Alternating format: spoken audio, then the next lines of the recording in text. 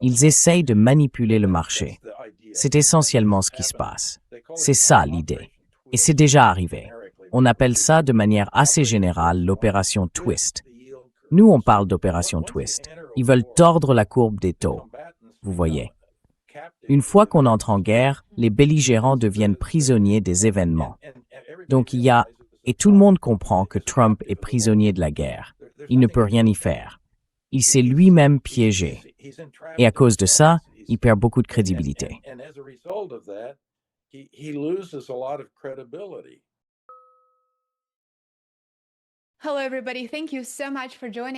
Bonjour à tous, merci beaucoup de nous rejoindre.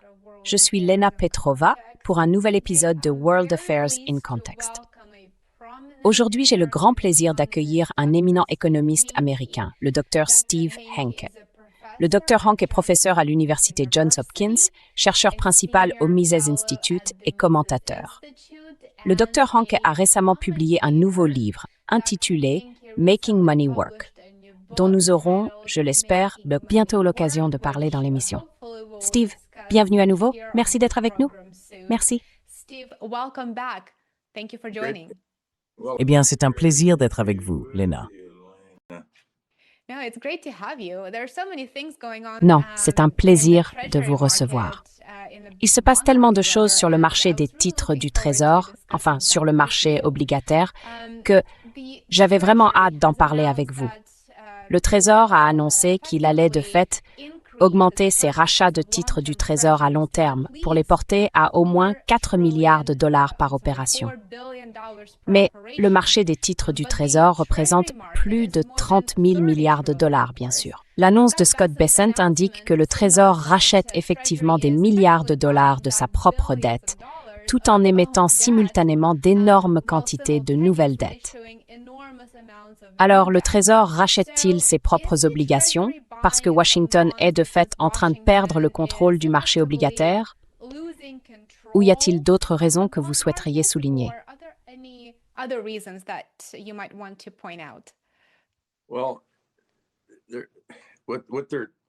Eh bien, ils essayent de contrôler le marché obligataire.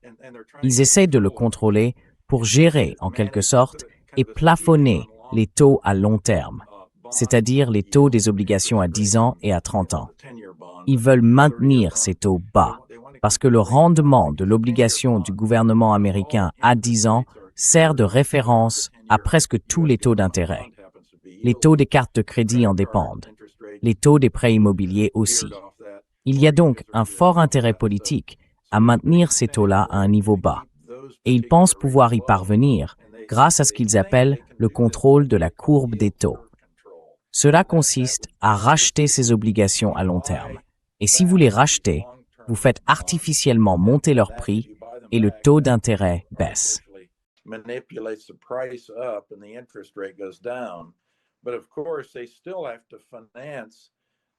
Mais bien sûr, ils doivent toujours financer les déficits courants du gouvernement américain. Donc ils émettent davantage de bons du Trésor à court terme d'une durée de 2 ans ou moins. Autrement dit, ils jouent avec ce qu'on appelle la courbe des taux. La courbe des taux, c'est simplement une représentation graphique des taux d'intérêt selon les différentes échéances. Sur l'axe horizontal, vous avez le temps. Sur l'axe vertical, les taux d'intérêt. Pour chaque échéance, il y a un taux d'intérêt. Et si vous reportez tous ces taux sur le graphique, vous obtenez ce qu'on appelle une courbe des taux. Et ils veulent maintenir bas le segment à long terme de cette courbe.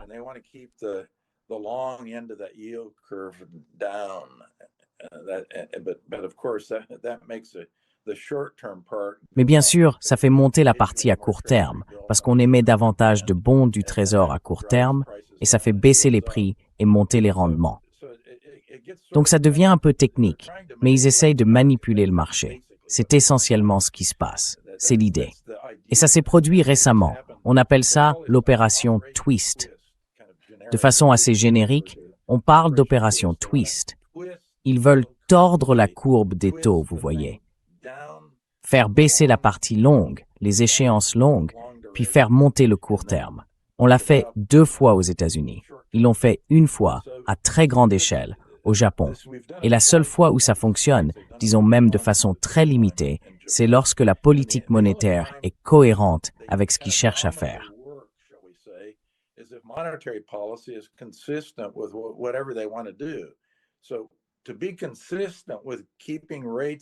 Donc, pour rester cohérent avec le maintien de taux bas, il faudrait que la masse monétaire se contracte. Il faudrait ralentir la masse monétaire. Mais ce n'est pas ce qu'ils font. La masse monétaire augmente, en réalité. Si vous regardez Divisia M4, le taux de croissance de cette mesure large de la monnaie est de 6,7% sur un an. Et si vous regardez le rythme annualisé sur 3 mois ou sur 6 mois, elle augmente encore plus vite que ça.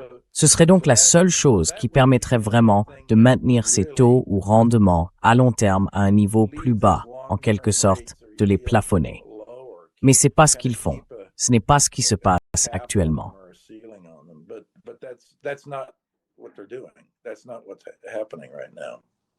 Vous avez déjà averti que le taux à 10 ans pourrait encore augmenter de 50 points de base. Quelles conséquences cela aurait-il pour l'économie américaine?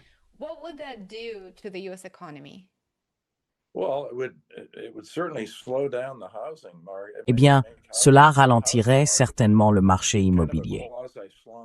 De toute façon, le marché immobilier est déjà dans une sorte de quasi-marasme aux États-Unis. Et l'une des principales raisons, c'est que les taux hypothécaires sont plus élevés qu'ils ne l'ont été depuis le début de la grande crise financière, en 2008. Donc, les taux hypothécaires sont assez élevés. Ils sont même très élevés, en réalité. Et ils vont encore augmenter à cause de ce qui se passe. Il faut remettre ces éléments dans le bon ordre. Et c'est assez simple. Si vous augmentez fortement la masse monétaire, vous finirez par avoir, avec un certain décalage, une hausse de l'inflation. Et les rendements obligataires suivent l'inflation. C'est un facteur fondamental qui détermine les rendements obligataires. Il y a aussi d'autres facteurs, notamment l'offre et la demande. Il y a une énorme... En ce moment, regardons cela.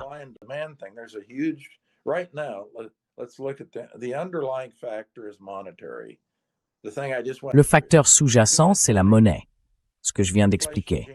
Trop d'argent, le génie de l'inflation est sorti de la bouteille. Il n'y retournera pas.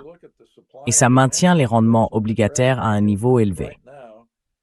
Mais si vous regardez aussi la situation de l'offre et de la demande sur le marché du crédit en ce moment, la demande de crédit est énorme. Et elle vient en grande partie des emprunts destinés aux investissements dans l'IA, les centres de données, et ainsi de suite. Donc tout le monde, même des entreprises comme Google par exemple, ou Meta, a des flux de trésorerie opérationnels qui sont toujours positifs. Je veux dire, elles ont beaucoup de pouvoir de marché et elles génèrent beaucoup de liquidités. Mais elles n'en génèrent pas assez pour couvrir toutes les dépenses d'investissement qu'elles consacrent à ces centres de données pour l'IA.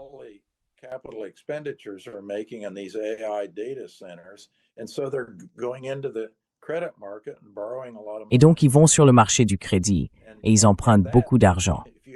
Et si vous augmentez la demande de crédit, qu'est-ce qui se passe quand vous augmentez la demande de quelque chose? Son prix augmente. C'est donc un autre facteur. Et puis, il y a un troisième facteur, la nervosité générale des vigilants obligataires face aux politiques économiques de Trump et au fait qu'ils ne prêtent absolument pas attention au déficit qu'ils creusent dans les dépenses publiques et qu'ils sont engagés dans cette guerre en Iran. La guerre en Iran entre en ligne de compte parce qu'il y a diverses chaînes d'approvisionnement pour les engrais, le pétrole, les produits raffinés. Toutes ces choses sont à des niveaux élevés en ce moment. Les prix sont élevés et ce que se répercute sur l'ensemble du système.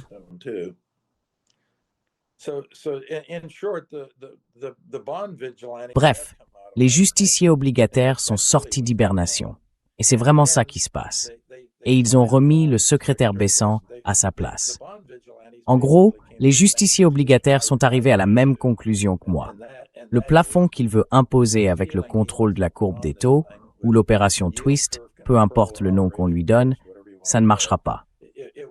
Et si ça ne marchera pas, c'est parce que la masse monétaire augmente rapidement.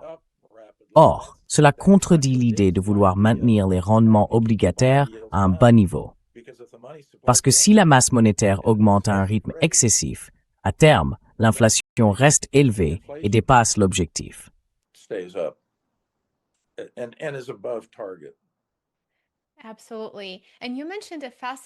Absolument. Et vous avez évoqué un facteur fascinant dans ce tableau d'ensemble. Vous avez parlé de l'endettement lié à l'IA.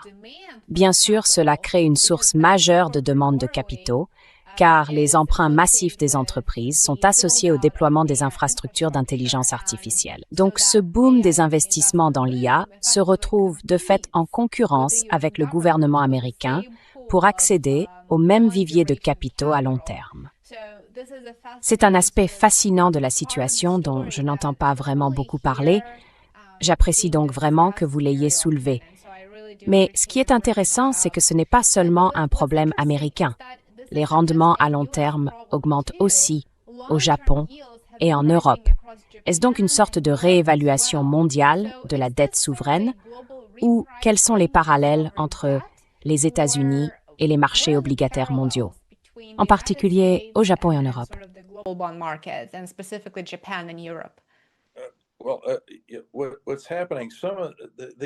Eh bien, ce qui se passe, c'est que certains éléments se retrouvent dans une certaine mesure sur tous ces marchés. Et le grand facteur sous-jacent, c'est que tous ces pays affichent d'importants déficits budgétaires.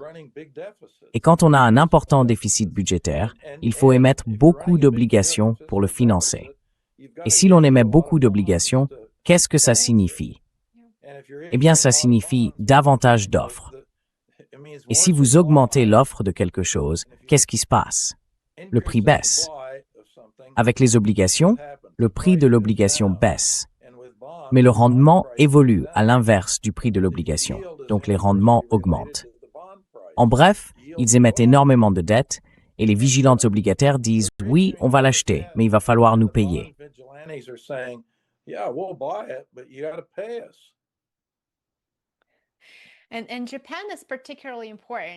Et le Japon est particulièrement important car les investisseurs japonais ont historiquement été de grands acheteurs de bons du Trésor américain. Le Japon détient la plus grande part de bons du Trésor américain. Donc si les rendements japonais augmentent suffisamment pour rendre les obligations nationales plus attractives, le rapatriement par le Japon de capitaux placés dans les bons du Trésor américain pourrait-il devenir une source majeure de pression à la hausse sur les rendements américains?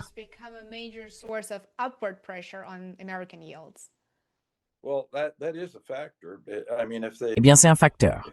Je veux dire, s'ils commencent à acheter des JGB, des obligations japonaises, si les Japonais en achètent davantage et moins de bons du Trésor américain, qu'est-ce que ça veut dire? Ça veut dire qu'un gros acheteur de bons du Trésor américain quitte le marché. Et si la demande pour quelque chose baisse, qu'est-ce qui se passe? Le prix baisse. Ça veut dire que ça exerce une pression à la baisse sur les prix des obligations et une pression à la hausse sur leur rendement. Donc oui, c'est un facteur. Toutes ces choses qui se passent sont liées entre elles. C'est le cas de tout en économie.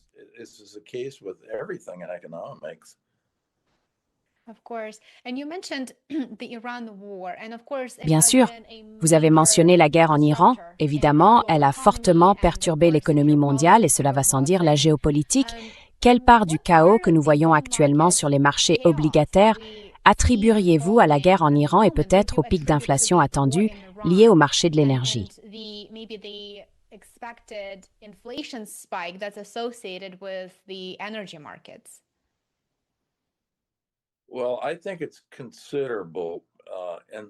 Eh bien, je pense que c'est considérable. Et la raison, c'est que dès qu'on entre en guerre, les belligérants deviennent prisonniers des événements. Et tout le monde comprend que Trump est prisonnier de cette guerre. Il ne peut rien y faire. Il s'est lui-même piégé. Et par conséquent, il perd beaucoup de crédibilité sur les marchés. C'est donc quelque chose de très subjectif, mais cela se traduit concrètement sur le marché obligataire. Parce que les gens, les vigilantes obligataires, que disent-ils? Ils disent ce type est prisonnier des événements au Moyen-Orient, et ces événements échappent à son contrôle. Il ne les contrôle pas.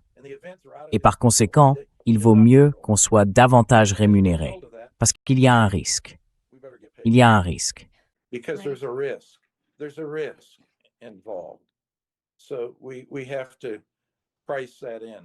Il faut donc intégrer ce risque dans les prix. C'est quelque chose de très important qui est en train de se produire. C'est une question de confiance. Il n'y a rien de plus important que la confiance. Une fois qu'on perd confiance dans un gouvernement, on a un gros problème. Et c'est pour ça que Bessant mène ce combat d'arrière-garde. À mon avis, il a commis une énorme erreur en annonçant au passage ces rachats. D'abord, parce qu'ils ne vont pas fonctionner. Mais en les annonçant et en les mettant en œuvre, il a créé, et c'est la raison pour laquelle nous en parlons aujourd'hui, la raison pour laquelle vous m'avez posé cette question au départ, une situation déstabilisante. Je ne dirais pas le chaos. Je n'aime pas employer ce genre d'exagération. Il a déstabilisé les marchés.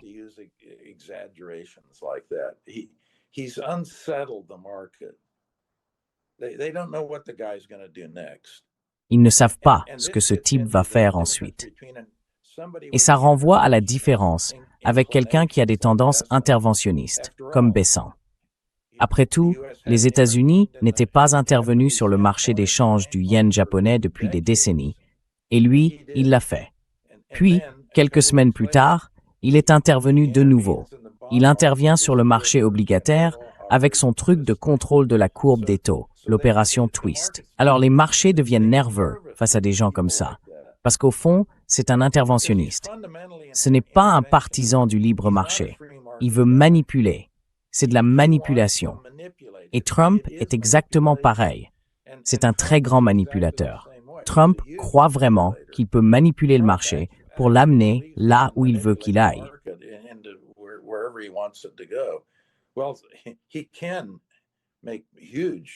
Eh bien, avec ses publications sur Truth Social et tout ça, il peut provoquer d'énormes changements à court terme sur le marché.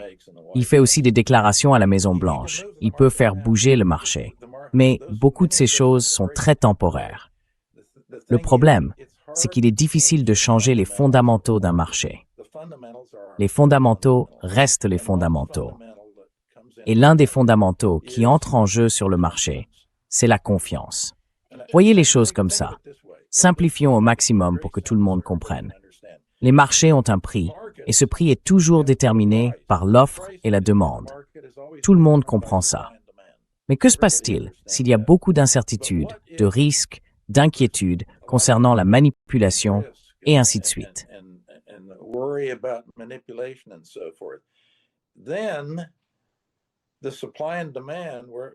Ensuite, l'offre et la demande. Là où les courbes de l'offre et de la demande se croisent et déterminent un prix, eh bien, ça devient un peu plus incertain. Rien ne garantit que l'offre et la demande resteront à ce niveau-là. Autrement dit, la question de la confiance entre en jeu. Parce que si la confiance fait défaut, les gens ne savent plus très bien quels sont les fondamentaux. Ils ne peuvent pas les analyser avec le degré de certitude qu'ils auraient si la politique était clairement définie, si elle devait rester la même, s'il y avait des garde-fous, tout ça. En réalité, il n'y a pratiquement aucun garde-fou. C'est ce qui les inquiète. Ils ne savent pas ce que Washington va faire ensuite.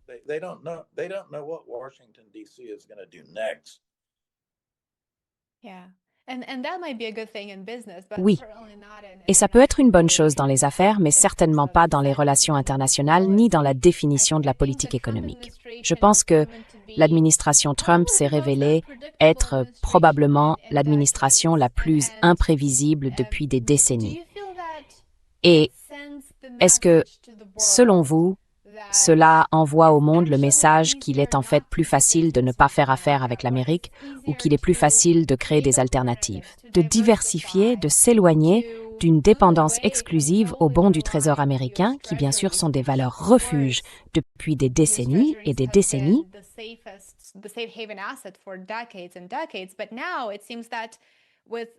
Mais aujourd'hui, on a l'impression que l'administration Trump mène une politique étrangère totalement imprévisible et extrêmement agressive.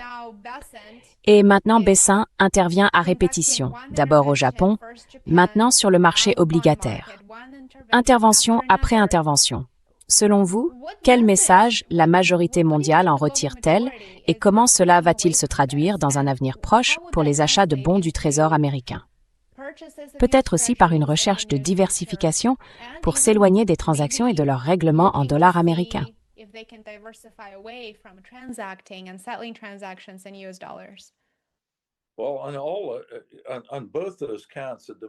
Eh bien, sur ces deux points, la demande pour les obligations, évidemment, à cause de toutes ces actions menaçantes et ainsi de suite. Vous pensez que les Canadiens achètent des obligations américaines en ce moment?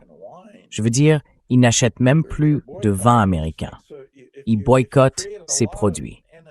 Donc, si vous créez beaucoup d'ennemis dans le monde, et c'est ce qui s'est passé, la politique étrangère américaine consiste à se créer des ennemis. Par conséquent, on peut au moins supposer que la demande de bons du Trésor américain sera probablement plus faible qu'elle ne l'aurait été s'il ne s'était pas créé tous ces ennemis. Voilà pour un point. Maintenant, comment se diversifier? Eh bien, on le voit même dans les réserves des banques centrales. Elles se diversifient, et elles se diversifient massivement vers l'or.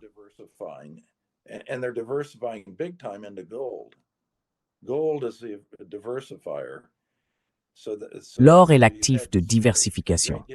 Il y a donc eu une forte substitution en faveur de l'or dans les portefeuilles des banques centrales, proportionnellement. L'or a augmenté en part des réserves et le dollar américain a un peu reculé. Mais là encore, il faut être très prudent quand on parle de ces sujets et quand on y réfléchit. Il faut vraiment regarder les données, parce que ce dont nous parlons, ce sont des changements marginaux, à la périphérie de ce qui se passe. Or, en économie, bien sûr, c'est à la marge que tout se joue. C'est cela qu'il faut surveiller. En gros, il faut prendre la première dérivée de l'équation pour comprendre quel est le changement, quel est le rythme d'évolution des choses.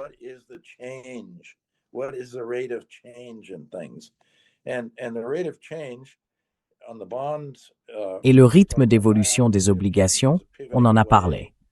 Ce rythme est en train de s'orienter à l'écart du dollar américain. Et quand je dis s'orienter, je parle d'un changement relatif. Autrement dit, la demande n'est pas aussi forte qu'elle l'aurait été s'il n'y avait pas eu tous ces ennemis qu'on a créés à l'extérieur. Donc il y a des gens qui regardent cela, et c'est de là que vient tout ce discours sur la dédollarisation. On parle beaucoup de dédollarisation. Et là encore, ça a faussé le débat. Parce que si vous regardez l'usage total du dollar américain, pas seulement pour les réserves, mais aussi pour régler des transactions et conclure des swaps. Vous savez, rien que pour les swaps, on parle de milliers de milliards de dollars par jour.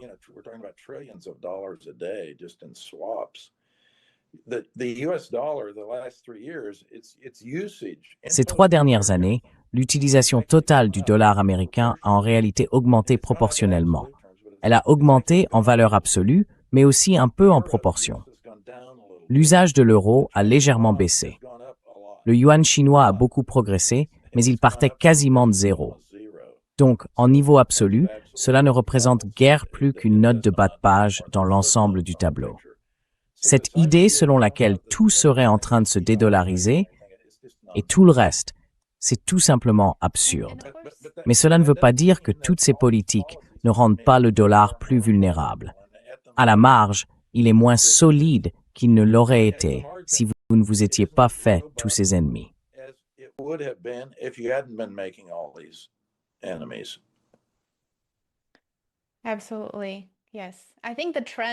Absolument, oui. Je pense que la tendance est très claire à discerner, n'est-ce pas? C'est cette tendance à remettre en question la dépendance à Washington en matière de politique économique, de politique étrangère, de partenariat et de relations. Et je pense que cette tendance semble s'accélérer à mesure que certaines politiques deviennent plus agressives à l'égard d'autres États étrangers et que l'administration Trump continue, je pense, à se montrer plus agressive envers certains alliés, entre guillemets, qui continuent d'ignorer le droit international et qui utilisent en réalité leur influence à Washington dans leur propre intérêt.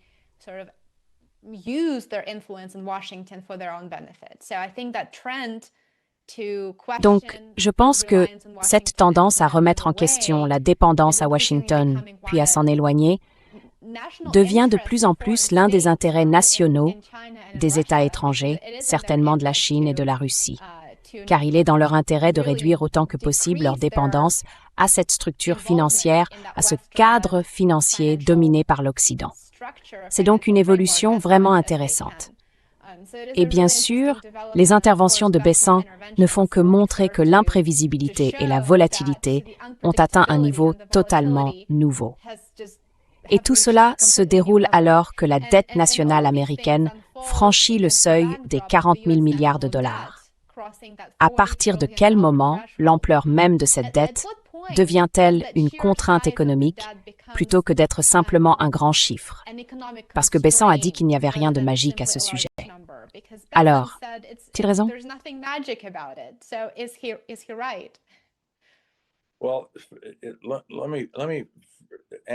Eh bien, laissez-moi répondre à cela. Mais d'abord, laissez-moi résumer en quelque sorte ce que vous avez dit, et je pense que c'est tout à fait juste. Ce que vous avez vraiment dit, ou ce que vous dites, c'est que vous avez mentionné l'état de droit. Réfléchissons donc à la scène internationale et aux relations entre nations souveraines. Il existe en quelque sorte des règles du jeu, et les lois internationales font partie de cet ensemble de règles. Or, les États-Unis en ignorent beaucoup. Ils disent simplement qu'elles ne comptent plus. C'est donc un aspect. Mais il y a toutes sortes de règles informelles qui sont peut-être plus importantes que les lois internationales elles-mêmes.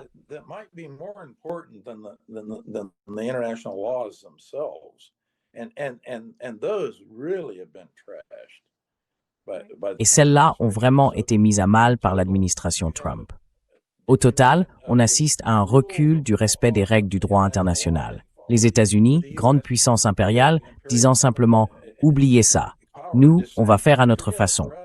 Et puis il y a ces arrangements informels, ces codes, et ainsi de suite.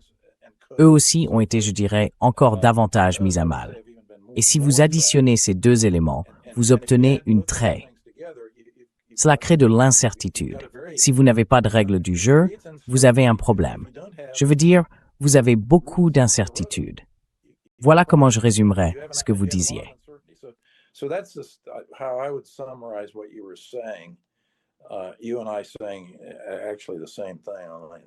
Vous et moi disons en réalité la même chose, simplement avec des mots un peu différents. Voilà pour le premier point. Maintenant, le deuxième point, c'est la dette de 40 000 milliards de dollars. Et à quel moment cela entre-t-il vraiment en jeu? Eh bien, c'est déjà le cas. Parce que si vous avez une dette, vous devez la rembourser ou faire défaut sur cette dette. Et le 14e amendement de la Constitution américaine n'autorise pas le défaut. Donc, tout discours sur un défaut serait anticonstitutionnel. Les États-Unis ne pourraient pas faire défaut sur leur dette. Cela dit, ils peuvent en quelque sorte le faire de facto, parce qu'on peut l'éroder par l'inflation. On pourrait donc avoir, en gros, une sorte de défaut nominal, mais pas un défaut technique. Comme en Argentine, ils ont fait défaut sur leurs emprunts.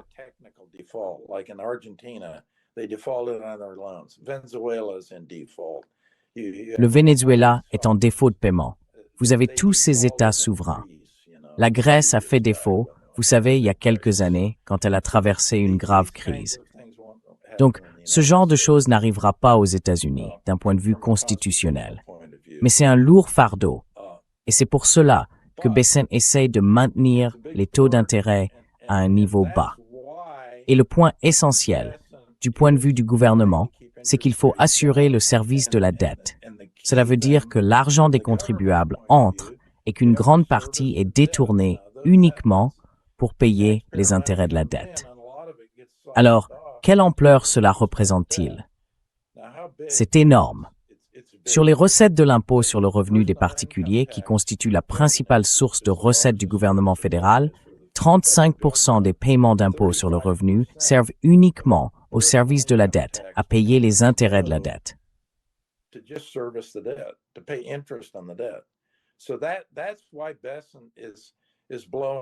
C'est pour ça que Bessent essaie d'enfumer tout le monde. Ça l'inquiète beaucoup parce que le Congressional Budget Office, qui est un organisme indépendant et bipartisan, prévoit que si les choses continuent comme elles vont, avec les garde-fous actuels, avec des opérations budgétaires qui restent exactement les mêmes, sans aucun changement, ce pourcentage passera de 35% de l'ensemble des impôts sur le revenu des particuliers à 50%. Alors, qu'est-ce que ça veut dire? Ça veut dire que le gouvernement fédéral a un vrai problème. Parce que l'impôt sur le revenu des particuliers qui rentrent ne sert pas à fournir des biens ou des services publics. Il ne va pas au transfert de l'État, ni à quoi que ce soit de ce genre. Je veux dire, le contribuable n'en retire rien. Absolument rien. Ça va aux détenteurs d'obligations.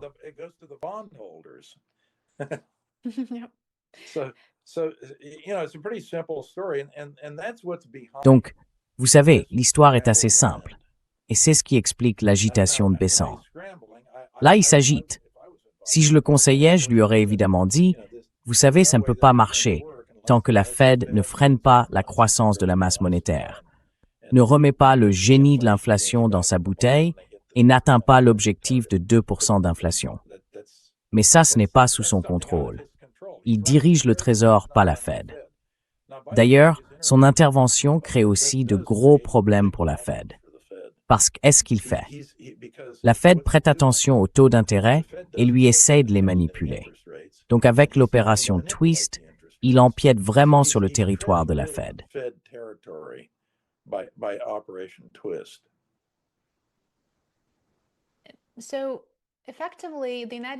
Donc, de fait, les États-Unis s'approchent, si l'on peut dire, de cette spirale mortelle des intérêts de la dette, ou des coûts d'intérêt plus élevés, enfin des charges d'intérêt plus élevées, devrais-je dire, nécessitent davantage d'emprunts. Et cela entraîne à son tour encore plus de charges d'intérêt. Et maintenant, comme vous l'avez mentionné, il y a cette dynamique intéressante entre la Réserve fédérale, Kevin Warsh et Scott Bessent, le secrétaire au Trésor. Comment voyez-vous cela évoluer à l'approche de la réunion de Jackson Hole et quelle réaction ou quelle réponse attendez-vous de Kevin Warsh face à cette intervention, s'il y en a une?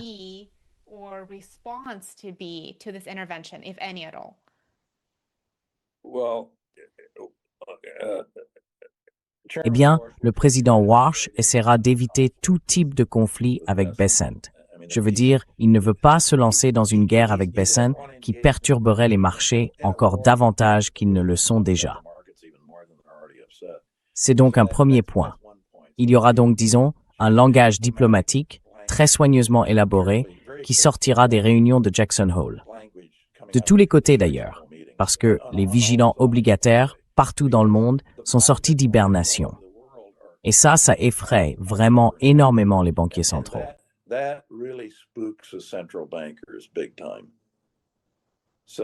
Donc, tout ce qui sortira de Jackson Hole sera très soigneusement scénarisé.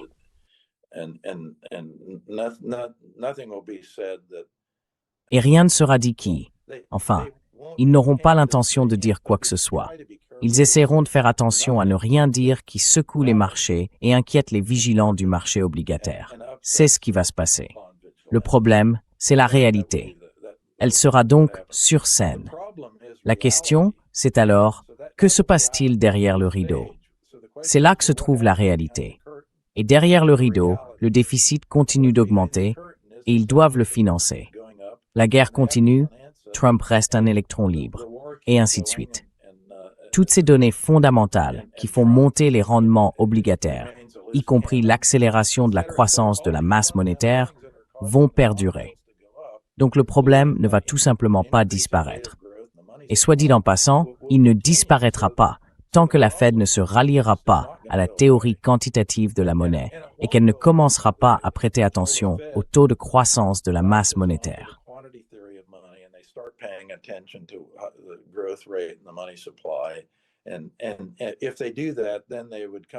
Et s'ils font cela, ils arriveront alors à la même conclusion qu'un monétariste.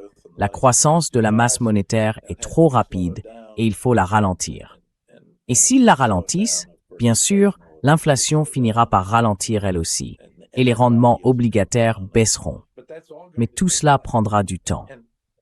Et quand on parle de temps, il faut comprendre qu'il y a de longs délais entre les variations de la masse monétaire et les variations de l'inflation, généralement entre 12 et 24 mois. Or, dans 24 mois, Trump ne sera plus là. Cela laisse donc entendre que tous ces problèmes accompagneront Trump pendant tout son mandat, son second mandat. Et maintenant, nous avons des élections qui approchent en novembre. Et c'est un peu l'inconnu. On ne sait pas vraiment ce qui va s'y passer.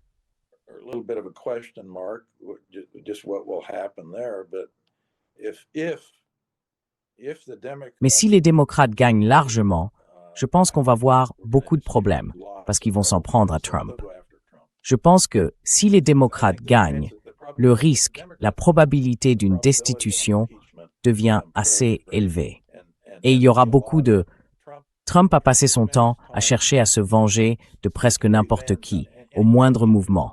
Et mon Dieu, les démocrates vont s'en prendre très durement aux républicains s'ils gagnent. Ce serait le résultat. Maintenant, ils ne feront peut-être pas aussi bien que beaucoup de gens le pensent, parce que le plus grand avantage des républicains, ce sont les démocrates. Quand on voit certains des cinglés qui se présentent dans le Parti démocrate, ils ne feront peut-être pas aussi bien qu'ils le croient. On ne sait pas. Si l'on regarde les sondages, on dirait que les républicains vont mal s'en sortir. Mais il faut simplement attendre et voir. D'ailleurs, on n'a pas besoin d'attendre très longtemps.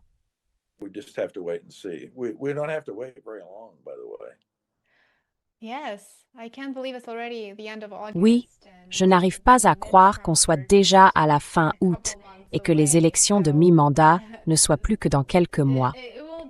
Il sera donc intéressant de voir ce qui se passe, comme vous l'avez dit. Concernant les rendements obligataires, Washington pourrait-il finir par faire pression sur la Réserve fédérale pour qu'elle achète des bons du Trésor à une échelle bien plus importante si les rachats du Trésor échouent? Est-ce seulement envisageable?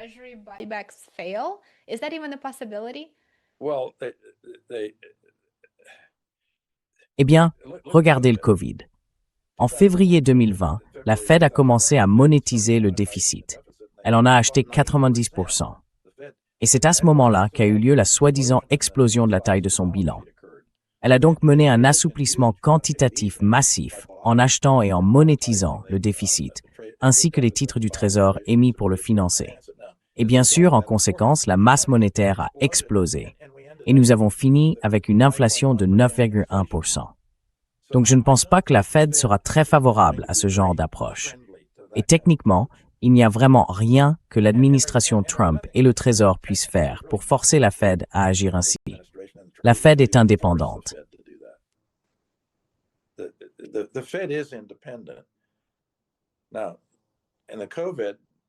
Pendant le Covid, pour diverses raisons, la Fed a bien monétisé les déficits. Et l'une des raisons pour lesquelles elle l'a fait, et s'est retrouvée prise de court par ce qui s'est passé, c'est qu'elle rejetait la théorie quantitative de la monnaie. À l'époque, le président Powell et la Fed répétaient cette idée, et Powell l'a affirmé à de nombreuses reprises devant le Congrès. Il disait « Il n'y a pas de relation fiable entre les variations de la masse monétaire et les variations de l'inflation. » Souvenez-vous, une fois que l'inflation a changé après l'explosion de la masse monétaire, ils ont trouvé toutes sortes d'excuses. Ah, ce sont les problèmes de chaîne d'approvisionnement, vous savez. Oui, le port de Los Angeles est engorgé et le prix du pétrole a augmenté, et puis ceci, cela et tout le reste. Tout était censé être temporaire. Vous vous souvenez? Oui, une inflation temporaire. Oui. Soit dit en passant, personne n'a jamais mentionné la masse monétaire. Si vous regardez ce qui s'est écrit dans la presse a adhéré à ça. Bien sûr, la presse ne comprend pas grand-chose à quoi que ce soit. Et souvenez-vous de ma règle des 95%. 95% de ce que vous lisez dans la presse est soit faux, soit sans intérêt. Et c'était assurément le cas pendant l'épisode d'inflation que nous avons connu en 2021 et 2022. Ils n'ont jamais mentionné la masse monétaire. La presse, jamais. Tout était...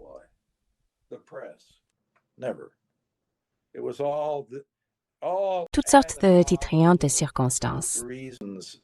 this supply chain glitch. Ce problème dans la chaîne d'approvisionnement, ce problème sur les marchés, ceci, cela et le reste. Et il disait, oh, tout ça, c'est temporaire, ça va disparaître. Eh bien, ça a disparu. Une fois que la Fed a serré la vis sur la masse monétaire et l'a réduite, enfin qu'elle a réduit son taux de croissance, alors ça a disparu. Shrunk the rate of growth, and then it did go away.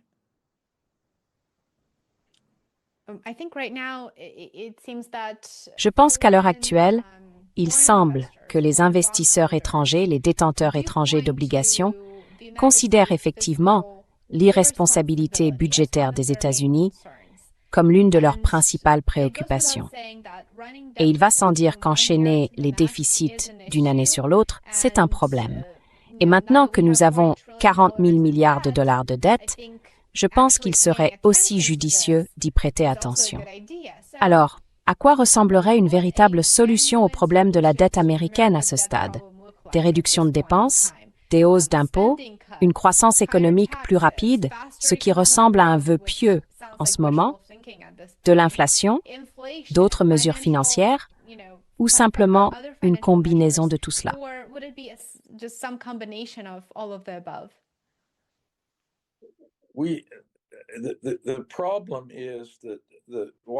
Le problème, c'est que la Maison-Blanche et le Congrès sont totalement irresponsables. Et c'est le cas des deux partis. Depuis 30 ans, ils n'ont jamais adopté au Congrès les lois de crédit budgétaire avant la fin de l'exercice fiscal. 30 ans. Et qu'est-ce qu'ils font? Ils adoptent ce qu'ils appellent une résolution de continuité. Ils n'ont pas adopté les crédits budgétaires. Ils ont une résolution de continuité. Donc, ils ne respectent pas les règles.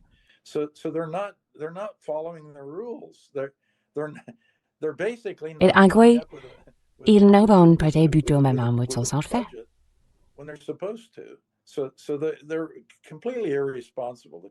Le Congrès et la Maison-Blanche sont donc complètement irresponsables d'ailleurs. Ils sont tous les deux impliqués. Et la seule façon de résoudre tout ça, c'est d'invoquer l'article 5 de la Constitution américaine, d'organiser une convention constitutionnelle qui serait strictement centrée sur l'inscription dans la Constitution américaine d'une sorte de frein à l'endettement. Cela rendrait inconstitutionnel le fait de continuer à accumuler ces déficits. C'est la seule solution. Ils ont essayé diverses modifications législatives. Vous vous souvenez de Gramm-Rudman? C'était censé fonctionner. Eh bien, franchement, ça n'a jamais vraiment été mis en œuvre. Mais toutes ces mesures législatives, même quand elles sont adoptées, ils les abandonnent très vite et elles ne sont pas efficaces. Donc, il faut modifier la Constitution.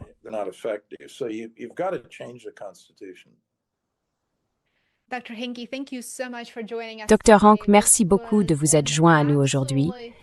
C'était une conversation absolument fascinante. J'apprends toujours énormément lorsque nous échangeons. Et cet entretien a été, je crois, vraiment intéressant. Il aide à remettre les choses en perspective, à comprendre ce qui relève du bruit et ce à quoi nous devrions prêter attention. J'espère sincèrement que vous reviendrez bientôt pour un nouvel épisode.